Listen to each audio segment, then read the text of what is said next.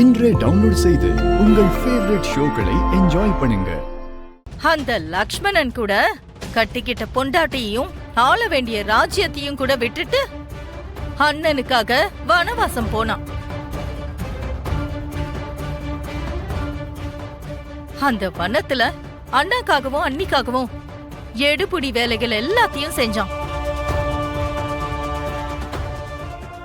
எங்க ஏன் பையனும் அப்படிதான் உங்களுக்காக அடிமை மாதிரி எடுபடி வேலை செஞ்சிட்டு இருக்கான்.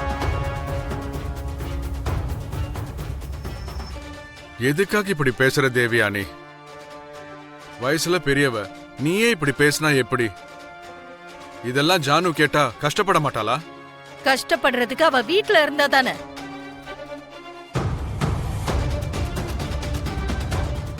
ஆனாலும் அவளுக்கு எப்பவுமே அக்காவை பத்தின கவலையே தவிர புருஷனை பத்தி எப்ப கவலைப்பட்டிருக்கா? என் புள்ள மேல எனக்கு தவிர வேற யாருக்கும் அக்கறை இல்ல.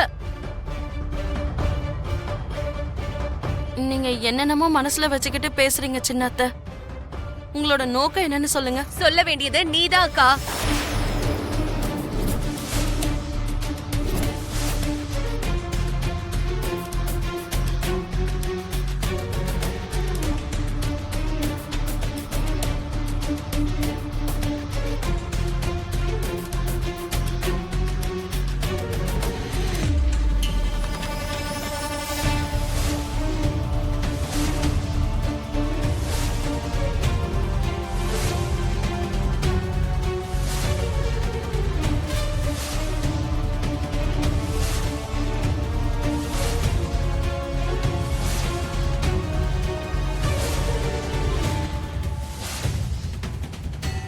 முதல்ல நீ உன்னுடைய நோக்கம் என்ன, மாமாவோட நோக்கம் என்னன்னு சொல்லுக்கா. ஜானு, ஜானு,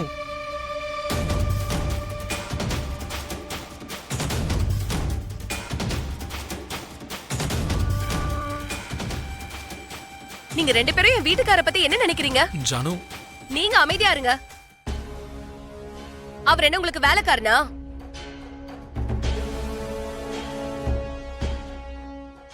டிரைவரா, பிஏவா, பியூனா, இல்ல அடிமையா?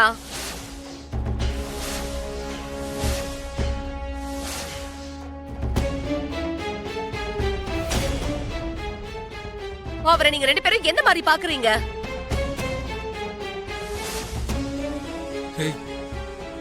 ஜானு, இப்ப ஏன் இப்படி எல்லாம் பேசுற ஜானு? அவ கரெக்டா தாண்டா பேசிட்டு இருக்கா.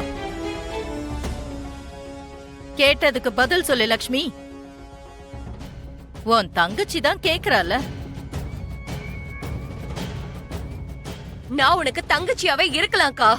அவர் மாமாக்கு தம்பியா கூட இருக்கலாம். ஆனா அவங்க அவங்களுக்கு கொடுக்க வேண்டிய மரியாதையா கொடுத்து ஆகணும்.